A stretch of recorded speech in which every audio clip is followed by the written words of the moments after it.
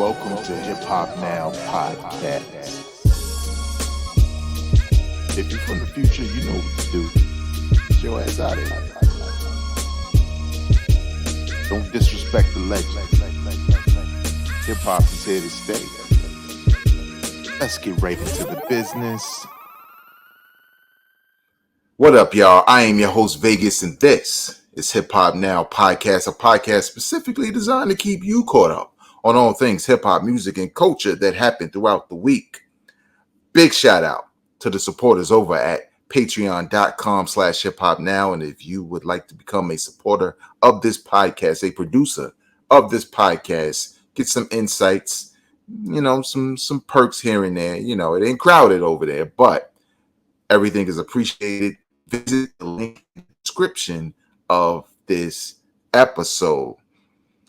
Big shout out to those who have watched the past couple of episodes where I've done, hip hop lists that I literally never do. I did a best of 2024 so far, and we're going to talk about that a little bit later because that list is going to look very different come the end of the year. So all of that content is there. Tale of the tapes, which will be returning very soon. I'm just trying to make sure y'all saw what I already did. You can't just keep doing videos and people ain't check out, the other stuff. So a lot of content there. Before I begin, first and foremost, this episode is dedicated to my mother who passed away on July 3rd of 2024. She was at the age of 74. Obviously, I am everything she made me, obviously, but for those who don't know, my mother was mostly a single mom raising 4 kids throughout life. And, my father wasn't really there. So a lot of what you get from me comes from my mother. Things I say, my attitude, a number of things, my cussing comes from my mother. So I just want to dedicate this to her. I am because of her. And, obviously people are going to lose their parents, some earlier than others. I appreciate the time I had with my mother, and I appreciate all the things she showed me to get me to this point so that I can pass it on to people I come in contact with and with my children and stuff like that. So again, rest in peace, Mommy.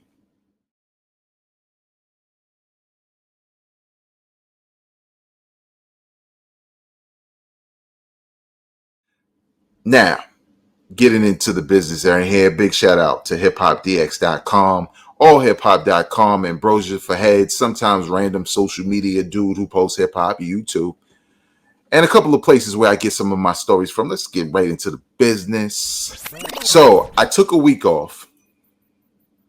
I don't think anybody blinked because nobody said, hey, what's the new episode? So cool. But in that week I took off, Kendrick Lamar dropped Not Like Us video. Me and my wife watched it. First, we watched the video a couple of times because we thought the video was just so dope, just the way it was shot. Then we watched some reactions, and obviously there was the social media stuff. I posted some things on social media when it happened. And there was one thing that was popping up in the minds of hip hop heads, and I quote, on social media. Probably Drake fans who just wanted to stop. But they were saying like Kendrick Lamar is milking this battle. And some were even going as far as saying milking it because he needed it. He needed a hit or he needed that. And just kind of backhanded compliments and ways of saying he only has because of Drake, which is so untrue. So untrue. Now, I'm not going to get into the battle or whatever because I've done that in past episodes. Kendrick won. You don't like it, get out of here. Now, well, let me not say that. You can not like it, you can have a debate and just go on with our lives. But is milking this situation, I can't agree with that. And one of the reasons why I find it difficult to believe any part of that is because Kendrick already had a certain level of success prior to this battle anyway. Let's not pretend like when he drops, the hip hop world isn't paying attention to what he's doing, regardless if they like it or not. The hip hop world checks in. There are people who drop and nobody knows and nobody cares, and they have a lot of fame. Like I feel like Game has a nice catalog, and sometimes he could drop a very dope album. And most people don't care, and he has a certain level of celebrity, and that's just what it is. But Kendrick was already a star. He was already platinum. He already won several Grammys. I believe he has more than Drake. And this is not to get at Drake because my Drake fandom hasn't stopped. There's some things I question about him as a man, but I don't know. I didn't throw all my Drake music away as a result of this battle. So my feelings about it is literally as a spectator. And to be honest, Kendrick, who also has a Pulitzer, he's already received the flowers. I feel like his discography is solid. He doesn't have a whack album. He may have albums that you prefer more than others. I feel the same way. It's just Good Kid, Mad City will always be at the top of my list when it comes to Kendrick Lamar albums. So milking it as if he needed it when he just left TDE not too long ago and started his own label and was able to gain some success with that label, and his brother, his cousin, Baby Keem. Why would he need to milk it? And at the end of the day, I chalk it up as y'all don't know what it's like when real music and artistry gets popular. It's infectious. Y'all see, there are a sect of fans who think because everybody's talking about something and it's popular that it's great. And that's not the same. Not all celebrity or popular songs or music or artists are created equally, right? I think Kendrick said it the best. Drake is a very popular, successful, and probably almost a bigger celebrity than Kendrick, right? But let's just look at them both as being highly successful and being celebrities. Kendrick said it. I make music that electrify him. You make music that pacify him. Now, nothing wrong with a little pacifying music because I like a little bop, a little groove, or whatever. You know, it doesn't have to be that deep. I can enjoy that type of music from Drake and enjoy something like Mr. Morale, the Big Steppers that's deeper. And it doesn't have to be either or for me. So what they're looking at now is you weren't here for Jay-Z and Nas, youngin. Let me just tell you real quick. There are some people who will deny it, but trust me, they're in a room by themselves. Well, it's a couple of them in a room, but not enough, okay?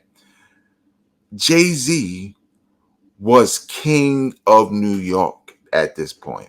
He was dropping an album every year. It was multiple hits, the videos. He was making money. He just could not miss. He was the biggest artist at the time. Didn't matter what coast he was on. He was that successful. He got into this battle with Nas. Ether dropped.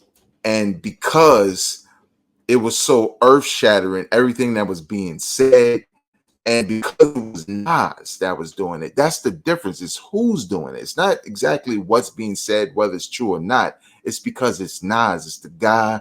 It's the golden child. It's the chosen one. It's the Illmatic. Like Jay-Z doesn't have an Illmatic. He doesn't have an album that has that level of admiration. Now, Jay-Z has classics, and so does Nas. But Illmatic is different. Illmatic affected people in a way that extends beyond just classic, right? And Jay-Z just doesn't have that. And he didn't have that at that time. So it was the fact that it was that guy saying these things about the popular artists that it made the impact greater. And it's the same thing that's happening right now. It's the dissection, it's the rollout that Kendrick Lamar did that informed the people to a degree. We don't know if it's true or not about Drake, and it was almost like Easter eggs where you can just go and find the truth yourself based off of Kendrick just exposing it a little bit. Similar to Pusha T with his son, right? Boom, you got a son. Why you trying to hide him? And then now we all see him and know, oh, he did have a son. So it's stuff like that where Kendrick Lamar is the perfect artist to do this to Drake. He's the only one that could. Rick Ross couldn't do this to Drake. He lacks the skill. He lacks the integrity. And I'm not trying to say nothing negative, but the integrity that comes along with Kendrick Lamar. Kendrick Lamar is respected on a whole nother level from all of those artists I named. So the fact is him going back in that bag from before he was famous makes it dope. And it's a bop, and the video's creative, and it's a community thing. And he gathered people in a way that didn't just try to turn them against Drake. He just pointed out things that people could say like, yeah, I wouldn't do that. He not like us. Game over. So when you say he's milking it, sure, everybody's done it. Machine Gun Kelly put out a dope diss record, if you ask me, against Eminem. And I thought Killshot was cool, but I just messed with the Machine Gun Kelly thing. But he didn't even wait for that paint to dry. He was like, I'm announcing a tour, new album, blah, blah, blah. That was milking it, but why wouldn't you, right? If Drake defeated Kendrick because of who Kendrick is, Drake would have rode that horse. He would have milked that joint. And some may say, oh, well, you know, he don't need to milk it. Yes, he do. Because Drake is not in hip hop. When it comes to like bars, some cats don't even put Drake on a list. They don't care. Ghostwriters and all that, damn, they don't care. He's not going on the list. For Drake, that would have been a way to prove himself at the ultimate level. Like, here's my peer. Here's somebody who y'all respect artistically, lyrically. Y'all give him more awards than me. Y'all give him a Pulitzer. And I'm about to rip him down on some hip hop stuff. He would have milked that. He would have took the crown and been like, boom, I'm the king. But it ain't happened that way. So for those who are not used to being a fan of someone competitively and having them lose, like I'm a LeBron fan. He ain't win no 8 championships, but he been to the finals like 8 years in a row, I think it was. So there were plenty of years where there was 4 years where I got to celebrate as a fan, and I told you so, and blah, blah, blah. And it was like 4 other years or whatever it was, or 10. I think he did 10 years straight. Where I just had to take the L, and all the haters rose up, and I told you he garbage, he been garbage, say all kinds of things that aren't true. You just got to sit there and take it unless you want to argue everybody. So with that being said, it's not going to be over. The milking will continue. Why? Because it feels fantastic as a video. I can see it winning awards as a video. And the song is so crazy. It at least has to be nominated, right? It depends on what it beats. Then it becomes debatable if it's a better song than another song, but it just has to be nominated because it's that large. I mean, I've been spending a lot of time on this, but it's really done so much as far as like social media trending and streams and not even bots, because I think bots that you see every day. People remixing and blah, blah, blah, and reactions and people breaking down his Easter eggs. The song is I just never seen this in a battle where one of the diss records becomes a hit record. Like, people forget the words, like what they're saying. Like, when you got minor saying A minor, when part of you as an adult feels like, I don't think they should be singing this. The song got to be nominated. So there you have it. Billboard crowns Nas's Illmatic as the greatest rap album of all time. I'm pulling this from hiphopdx.com. Obviously, Billboard put out a list, but Nas screenshotted his top spot and said, "Thank you to Billboard and the people. We're here, number one, Illmatic." For those watching who wanted to know what the other ones were, Nas's 1994 debut beat out other seminal albums like Dr. Dre's The Chronic, Lauryn Hill's The Miseducation of Lauryn Hill. I don't know why that's there because there ain't a lot of rapping on the album, but whatever. Outkast's Aquemini, Biggie's Life After Death, Tupac's All Eyes on Me, Snoop Dogg's Doggy Style, Eric B. and Rakim's Paid in Full, Jay-Z's The Blueprint, and Slick Rick's The Great Adventures of Slick Rick. I mean, the rest of the list is kind of crazy, and we're not doing that today. But I've given my feelings about Illmatic, and I think my feelings about it are a little different because of how close to the situation I was. If you don't know, go watch old episodes. Ill was my cousin. I grew up around Nas. I know him. Okay, the end. Right? So at the time, Illmatic was something different for me. It was written as probably more when I became like straight up a fan of Nas, like, yo, nah, he's dumb nice. But Illmatic did something to the culture. I watched people around me. I watched friends, and I watched people in Queensbridge. When that joint dropped, it just was different, man. It felt like rap was being taken from one era and just being forced to move into another era. It was just that crazy. And I know a lot of people, it's just the go-to when they say number one. What I do like about this top 10, the only one I would move out of the top 10 is Lauryn Hill's album, because it's more singing than rapping on there. So it's not a rap album to me. Like Drake got albums where he rapping more than that on it. They're not as good, but I'm just saying. But the other joints that are here, like I can't, for what they're going for. These were huge albums culturally. Pac, Big, Dre, Snoop. I mean, Lauryn Hill was too. I just don't think it's enough rapping. Eric B. and Rakim, and definitely Slick Rick, and even Jay-Z's The Blueprint. Because even though their albums I listen to more from Jay-Z's catalog, that I almost never go back to Blueprint, to be honest. At the time, that might have been Jay-Z's peak. Blueprint. You know, that might have been his peak. Ether stopped that peak, but before Ether, that was peak. That was peak Jay-Z. That was all the things that he's done right all in one album. But I find myself skipping a lot now of certain songs. So who knows? Doesn't mean a classic you can't skip, but I'm saying.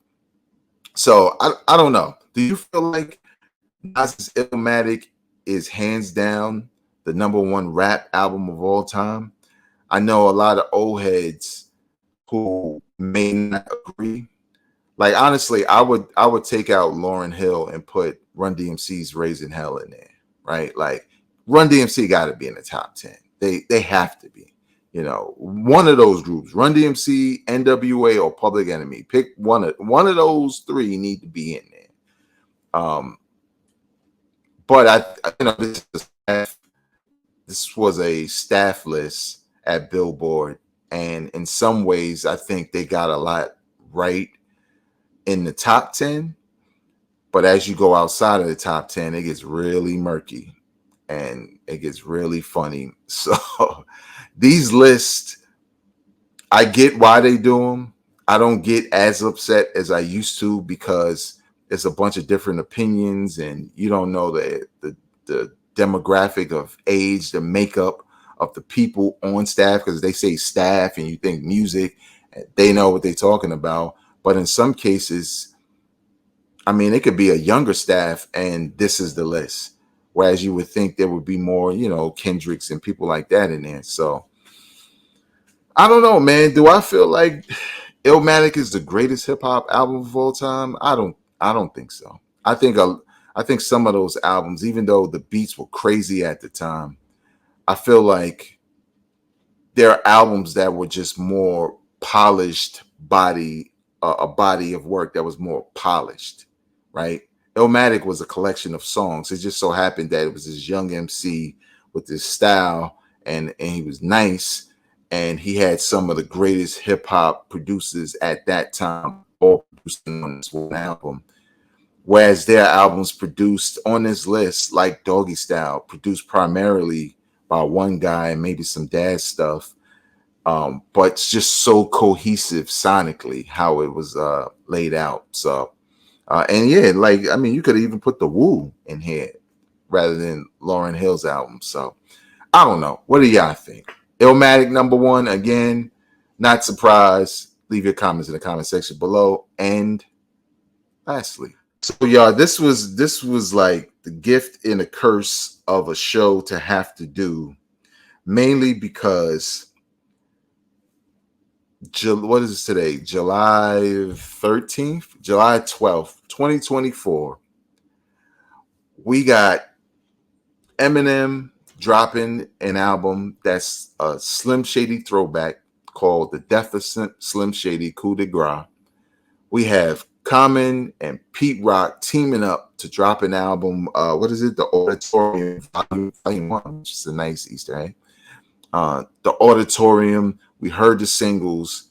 It was crazy. They went for an old school kind of 90s vibe, but Pete Rock really mixed some familiar samples and sounds to perfection. And then we got Blue and Evidence, which I haven't listened to yet, who notoriously are solid with the music they put out.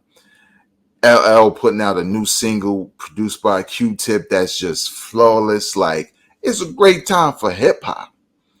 And we're coming off a battle that was great and everybody celebrating like off the year that was hip hop's 50th birthday on 51, before 51, because August is the birthday.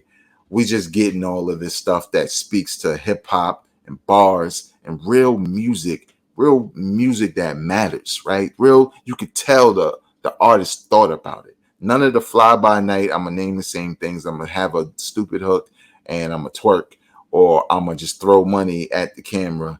Nah, like substance, right? And variety in who I name. Like those 3 albums alone, you can listen to them all in succession because they all kind of work because it's variety. So with that being said, let's start with Eminem, The Death of Slim Shady, Coup de Grace. It is 19 tracks deep, with some of those tracks being skits. Comes in about 1 hour and 10 minutes. It did not seem like the album was that long, but it was.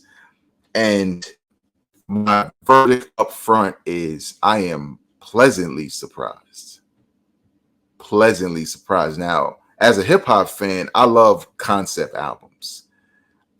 The first single, Houdini, did not do it for me. I said it on the show. If that's what the whole album is, I'm already going to tell you now, I think it's whack, right? But I didn't know until I heard it. I didn't think that's what it was, but I just didn't think he needed to go back to that well of the goofy Slim Shady thing. But whatever. Press play on this album. That's literally the only song on this album that sounds like that. Everything else was bars and controversy, and the concept is Eminem's getting rid of Slim Shady. We got to kill him. He's not politically correct. He says the wrong things. So a lot of the controversial things that are being said in here, especially about Christopher Reeves, are coming from the Slim Shady character. And the Eminem character is saying, you can't say midget. You got to say little people. One of the things I like about this album, like for one, if you understand that this is a concept, then don't go looking for boom bap and there's bars. There's bars in here. The first song, Renaissance, sets the tone of Eminem came to rap. And that's what I like most about it. It's not the new Eminem with the fast double time. No. It's the dude that was on Raucous and rapping you know, like the underground Eminem appears on here heavily, but again, it's Slim Shady. So there's a lot of um, you know, jabs at people like Ja Rule and stuff like that, but it's all within a concept. And I remember when I'm just looking at the track listing and I saw Guilty Conscience 2, and I was like, nah, don't make a part two to that. At that time, it was pretty dope. You had never seen Dr. Dre in such a humorous light. Leave it alone. But the way Eminem flipped it, I was like, oh, okay. And essentially it jives with the concept of the album. Instead of him and Dre, it's Eminem and Slim Shady talking to each other. And what I do like about all the craziness about transgenders and pronouns and things that the Slim Shady character says with ease to offend and getting canceled and wanting to get canceled, the voice of Eminem, who's the mature on the other side of life person, is talking to that character and is saying the opposite, how he truly feels.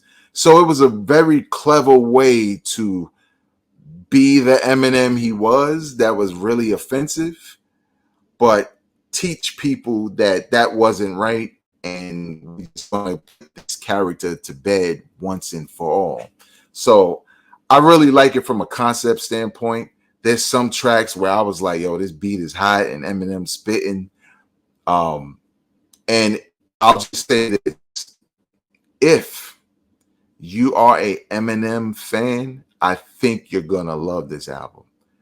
If you were an Eminem fan and after maybe the Eminem show, you kind of checked out and you really haven't listened to any of the albums. He's had some good albums since then, but he's had some major misses also. This is one of the good ones, if you ask me. I love the way it was done. It's a dope conceptual album. Real quick, I just want to say standouts for me. First track, Renaissance, Evil. The song Antichrist is just, it's classic Eminem, but it's dope. Road Rage is dope. Guilty Conscience 2. He even has a song, I forget what the name of it is. It's called Temporary. Dedicated to his daughter Haley, who, if you were an Eminem fan, you're just used to how he was using Haley, so it was kind of dope to see this reflection. And it was like the Eminem from the album Recovery, where he was just opening up and being honest about his life and himself. So again, it's gonna be tough because this is the type of album that I'm talking about as far as craftsmanship, that, you know, makes a top 5 for me at the end of the year. We'll see if it gets there, but right now it's a heavy candidate for that. And I just want to say lastly on that, if you've never liked Eminem, or we don't play Eminem in the hood, we don't play Eminem in the barbershop, if you press play, you only came to hate, because there's nothing here that's going to convince you to, I mean, if you're curious, just press play.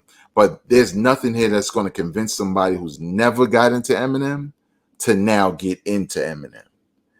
If it does, then that's even better. But I would just say this is kind of for the fans of Eminem. If you understand what the Slim Shady character has been and all that in the history, this is a pretty dope album to listen to. So there you have it. When it comes to the Pete Rock and Common album, The Auditorium Volume 1, this is about 15 tracks. There's an outro. I don't know if there's another skit. I can't remember. But there's definitely an outro on here. It clocks in at 1 hour and 3 minutes. I ain't even going to hold y'all. This is in my top 5. And that's with Pete Rock's production alone. When I tell you Pete Rock is flawless on this album. This is like Group Home's debut album all over again, but it's Pete Rock, and Common is a better MC than them. Pete Rock laced Common with some of the dopest beats that tug on the nostalgia strings, but aren't just loops. They got a certain vibe, and it's variety. That's why I know some boom bap dudes just kind of want them. Let me head nod and boom bap. Like, let me stay in that lane, and they don't want to. They don't want to veer too far off the road when it comes to that. But this is just like Pete Rock needs to be producing for more high-profile artists. Hands down. There's no way a Jay-Z, a Jadakiss, a Styles, a Nas, Pusha T, there's no way they hear this and don't say to themselves, I at least got to get one Pete Rock joint on this new album. I think Pete Rock should have a lot of checks coming in the mail. They won't come in the mail, but you know what I mean. Soon, because that is the standout for me. Now, when it comes to Common, if you felt like, yo, I ain't like the Common album since whatever, years ago, more than 10 years ago, I would say there's been good albums since then. They're not bad. But lyrically, I feel like Common is in the pocket as he should be. I think there's some records where the beat just outshines Common. Like, you could have literally put anybody in there because that beat is so hot. And he didn't really do much beyond what we expect from him to stand out. Like, I don't want to take anything away from the album, but for me, it felt like Pete Rock knew the spotlight was going to be there, so he showed out. He popped out and showed, all right? Common raised himself a little bit more closer to what he used to be, but he didn't surpass my expectations, or he didn't feel the way I felt like with Nas and Hit Boy, where I felt like Nas is rejuvenated. I feel like Common is rejuvenated to an extent, but it doesn't come out as much lyrically. Some songs, he crazy with it. Other songs is kind of like, I feel like there are words that Common just says all the time where now they just sound meaningless from the soul. Like, how many times you gonna say soul, fam? Like, not that what he said wasn't powerful or meaningful. It's just that you've been listening to this guy for so long that you just have a certain level of expectations for what he's going to say. Again, none of this is bad. It's just an observation of it. So I would say, if you like Common, you long for the years of when Common was straight up boom bap dude, this is your time to hop in, fam, because this is the album you've been waiting for. If you didn't even know Pete Rock was making beats like this because you hadn't heard a Pete Rock beat since the mid-90s, well, you're welcome. Because now you need to go check Pete Rock other material, because Pete Rock variety, beats, skill, like, this is no shade, but DJ Premier has kind of got to a case where he has a certain sound, and that's the only sound he can do for you today. And it's going to be every record that sounds that way for the most part. I know Prime was a little bit different, but I didn't feel like that was the best of Premier's beats.